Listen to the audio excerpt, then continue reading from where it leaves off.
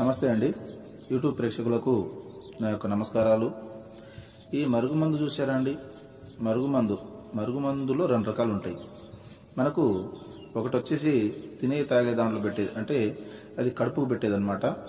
అది మనం అన్నంలో, కూరలో, చికెన్లో, మటన్లో, జ్యూస్లో, స్వీట్లో, కూల్ డ్రింక్లో అది పెట్టచ్చు. అంటే తినే తాగే దాంట్లో పెట్టాలి. అది కడుపుకు పెట్టేది వస్తుంది. ఇక రెండోది మనకు బట్టలకు, చెప్పులకు, తలకు, వంటికి ఏదో ఒక భాగాన పూసే మరుగుమందు వస్తుంది అనమాట. అది లిక్విడ్ వస్తుంది. అది పవర్ఫుల్ లిక్విడ్ అనమాట. అది కొద్దిగా అంటించినా ఇక మనం చెప్పినట్టే వింటారు, మన చెప్పు చేతులు ఉంటారు. అంటే వాళ్ళకు మనం చెప్పింది ఏదమవుతుంది అనమాట.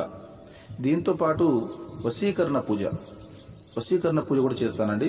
చాలా సంవత్సరాల నుంచి చెడిపోయిన భార్యాభర్తలు కానీ, ప్రేమికులు కానీ, పిల్లలు కానీ, ఎవరైనా కానీ చాలా సంవత్సరాల నుంచి చెడిపోయిన వాళ్ళని పీర్ల ద్వారా, వాళ్ళ ఫోటోల ద్వారా నేను వశీకరణ పూజ చేస్తాను. వశీకరణ పూజ చేసి వాళ్ళని దగ్గర చేస్తాను. నాకు చాలా మంది చెప్పారు, గురుగారు వాళ్ళ కాడ వీళ్ళ కాడ తీసుకుని